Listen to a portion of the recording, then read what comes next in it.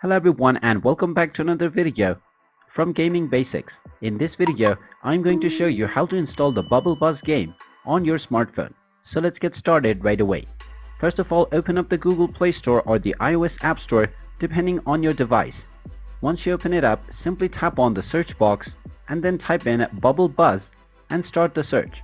Once you find the application, you can simply tap on the install button and this will begin the download and installation of the Bubble Buzz game for your device. Just wait for a while until the installation is done, and when you see the open or play button, you can simply tap on it and start playing the game immediately. And there you have it.